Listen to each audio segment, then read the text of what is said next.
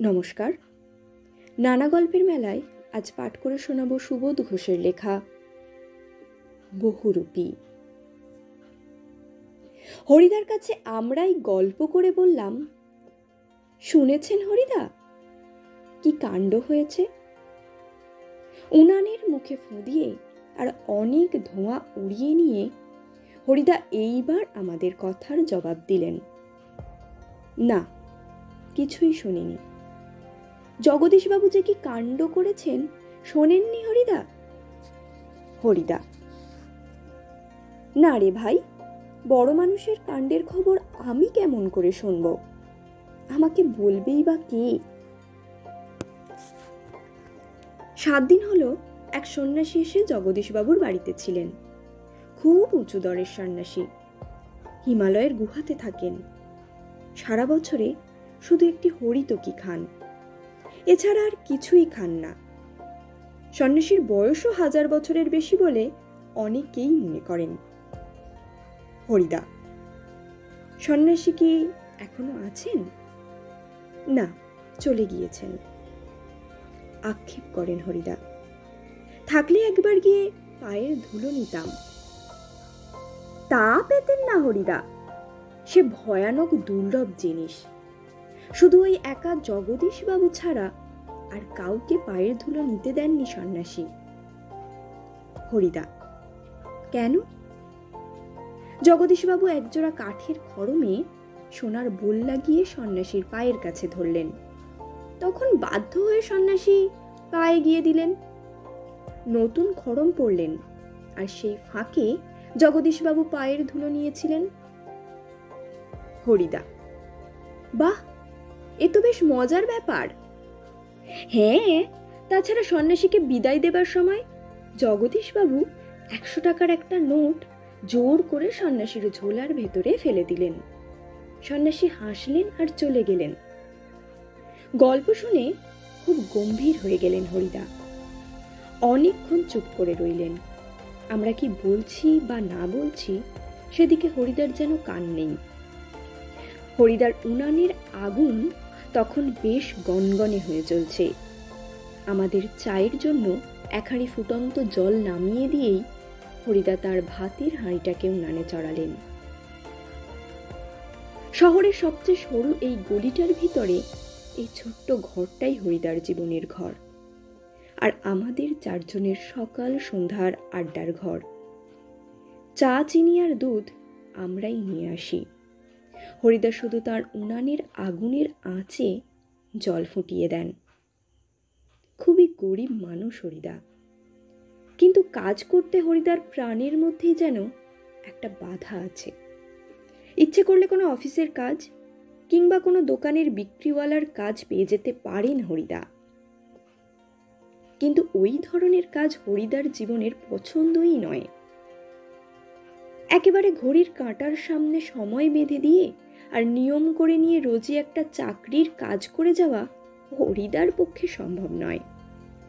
হরিদার উনানের হাঁড়িতে অনেক সময় শুধু জল ফোটে, ভাত ফোটে না। এই একঘেয়ে অভাবটাকে সহ্য করে হরিদার আপত্তি নেই, কিন্তু একঘেয়ে কাজ করতে ভয়ানক আপত্তি। হরিদার জীবনে সত্যিই একটা নাটকীয় বৈচিত্র্য আছে, আর সেটাই যে হরিদার জীবনের পেশা।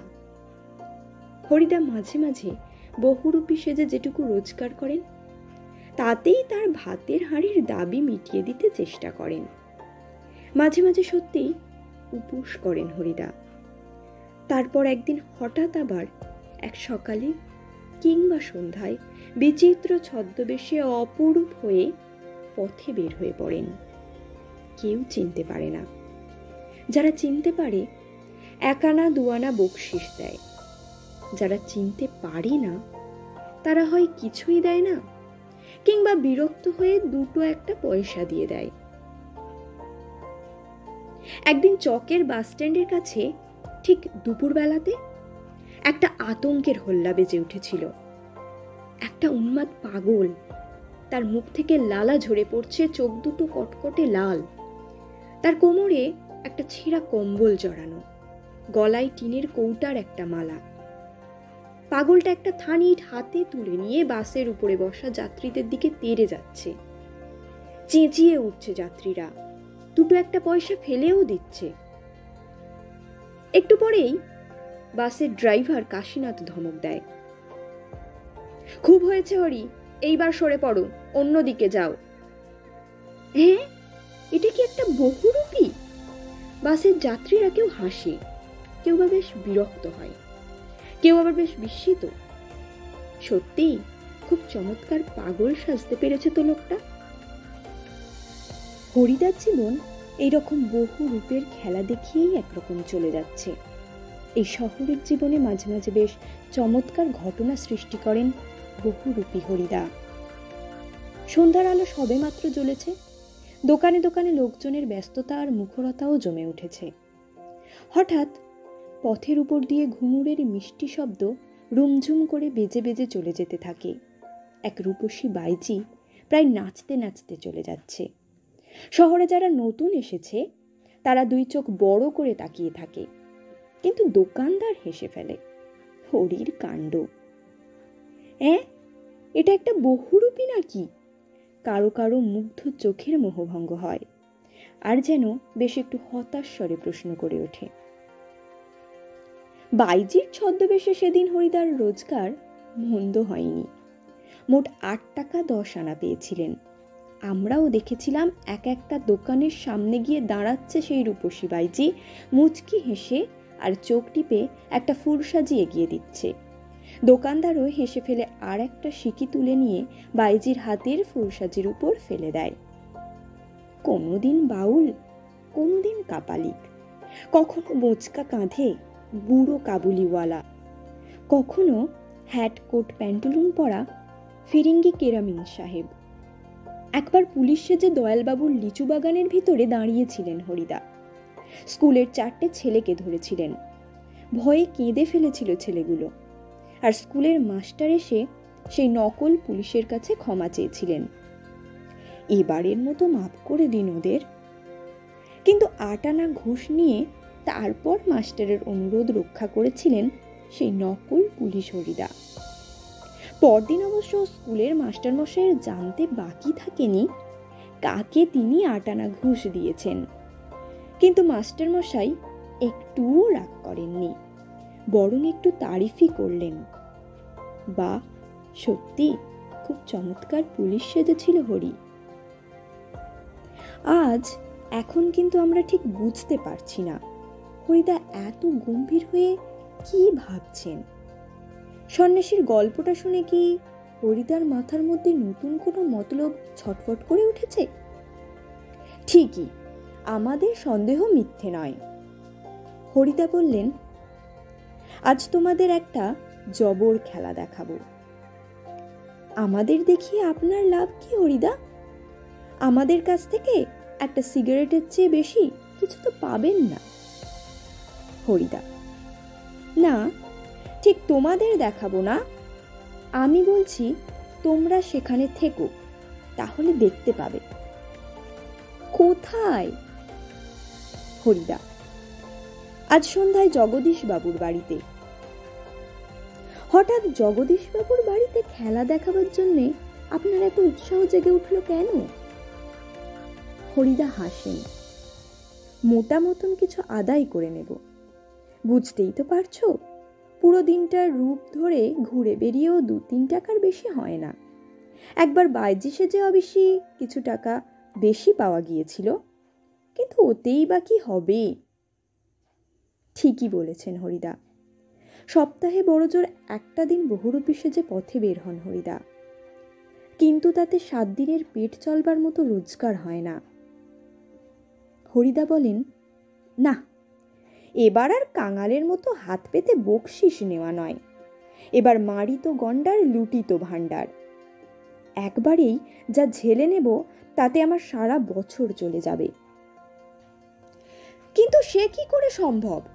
জগদীশবাবু ধনী মানুষ বটে, কিন্তু বেশ কৃপণ মানুষ। হরিদাকে একটা যোগী সন্ন্যাসী কিংবা বৈরাগী সাজতে দেখে কত আর খুশি হবেন জগদীশবাবু? আর খুশি হলেই বা কত আনা বকশিস দেবেন? 5 আনার বেশি তো নয়। হরিদা বলেন, তোমরা যদি দেখতে চাও তবে আজ ঠিক সন্ধ্যাতে জগদীশবাবুর বাড়িতে থেকো। আমরা বললাম, থাকবো। আমাদের স্পোর্টের চাঁদা নেবার জন্যে আজ ঠিক সন্ধ্যাতেই জগদীশবাবুর কাছে যাব। বড় চমৎকার আজকে এই সন্ধ্যার চেহারা। আমাদের শহরের গায়ে কতদিন তো চাঁদের আলো পড়েছে, কিন্তু কোনোদিন তো আজকের মতো এমন একটা স্নিগ্ধ ও শান্ত উজ্জ্বলতা কখনো চারিদিকে এমন সুন্দর হয়ে ফুটে ওঠেনি। ফুরফুর করে বাতাস বইছে। জগদীশবাবুর বাড়ির বাগানের সব গাছের পাতাও ঝিরিঝিরি শব্দ করে কি যেন বলতে চাইছে। জগদীশবাবুর বাড়ির বারান্দাতে মস্ত বড় একটা আলো জ্বলছে। সেই আলোর কাছে একটা চেয়ারের ওপর বসে আছেন জগদীশবাবু। সাদা মাথা, সাদা দাড়ি, সৌম্য শান্ত ও জ্ঞানী মানুষ জগদীশবাবু। আমরা আমাদের স্পোর্টের চাঁদার খাতাটিকে জগদীশবাবুর হাতে তুলে দিয়ে দাঁড়িয়ে আছি। চমকে উঠলেন জগদীশবাবু। বারান্দার সিঁড়ির দিকে তাকিয়ে জগদীশবাবুর দুই বিস্মিত চোখ অপলক হয়ে গেল। আমরাও চমকে উঠেছি বইকি। আশ্চর্য হয়েছি, একটু ভয়ও পেয়েছি, কারণ সত্যিই যে বিশ্বাস করতে পারছি না সিঁড়ির কাছে এসে যে দাঁড়িয়েছে সে কি সত্যিই হরিদা? ও চেহারা কি সত্যিই কোনো বহুরূপীর হতে পারে? জটাজুটোধারী কোনো সন্ন্যাসী নয়, হাতে কমণ্ডলু নেই, চিমটে নেই, মৃগচর্মের আসনও সঙ্গে নেই, গৈরিক সাজও নেই। আদুর গা, তার উপর একটি ধবধবে সাদা উত্তরীয়, পরনে ছোট বহরের একটি সাদা থান, মাথায় ফুরফুর করে উড়ছে শুকনো সাদা চুল, ধুলো মাখা পা, হাতে একটা ঝোলা। সে ঝোলার ভিতরে শুধু একটা বই, গীতা। গীতা বের করে কি যেন দেখলেন এই আগন্তুক, তারপর নিজের মনেই হাসলেন। আগন্তুক এই মানুষটি যেন এই জগতের সীমার ওপার থেকে হেঁটে হেঁটে চলে এসেছেন। শীর্ণ শরীরটাকে প্রায় অশরীরী একটা চেহারা বলে মনে হয়। কি অদ্ভুত উদাত্ত, শান্ত ও উজ্জ্বল একটা দৃষ্টি এই আগন্তুকের চোখ থেকে ঝরে পড়ছে। উঠে দাঁড়ালেন জগদীশবাবু। আসুন। আগন্তুক হাসেন। আপনি কি ভগবানের চেয়েও বড়? জগদীশবাবু কিছু ভেবে বলেন, কেন কেন আপনি একথা কেন বলছেন মহারাজ? আমি মহারাজ নই, আমি এই সৃষ্টির মধ্যে এক কণা ধুলি। কিন্তু আপনি বোধহয় 11 লক্ষ টাকার সম্পত্তির অহংকারে নিজেকে ভগবানের চেয়েও বড় বলে মনে করেন, তাই ওখানেই দাঁড়িয়ে আছেন, নেমে আসতে পারছেন না। সেই মুহূর্তে সিঁড়ি ধরে নেমে যান জগদীশবাবু। আমার অপরাধ হয়েছে, আপনি রাগ করবেন না। আগন্তুক আবার হাসেন। আমি বিরাগী, রাগ নামে কোনো রিপু আমার নেই। ছিল একদিন, সেটা পূর্বজন্মের কথা। জগদীশবাবু, বলুন এখন আপনাকে কিভাবে সেবা করব? বিরাগী বলেন, ঠান্ডা জল চাই, আর কিছু চাই না। ঠান্ডা জল খেয়ে নিয়ে হাঁপ ছাড়েন বিরাগী। এদিকে ভবতোষ আমার কানের কাছে ফিসফিস করে, না না, হরিদা নয়, হতেই পারে না, অসম্ভব, হরিদার গলার স্বর এরকমেরই নয়।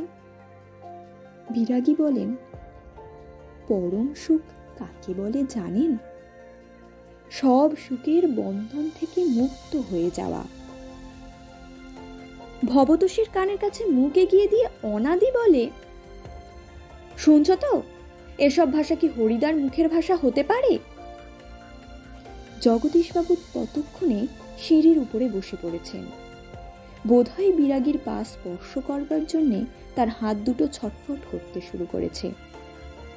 জগদীশবাবু বলেন, আমার এখানে কয়েকটা দিন থাকুন বিরাগীজি, আপনার কাছে এটা আমার প্রাণের অনুরোধ। 2 হাত জোর করে বিরাগীর মুখের দিকে তাকিয়ে থাকেন জগদীশবাবু। বিরাগী হাসেন।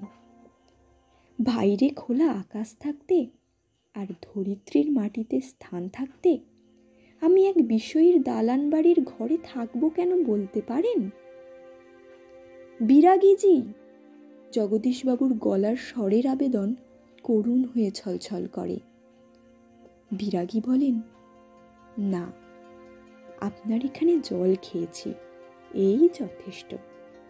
পরমাত্মা আপনার কল্যাণ করুন, কিন্তু আপনার এখানে থাকা আমার পক্ষে সম্ভব নয়।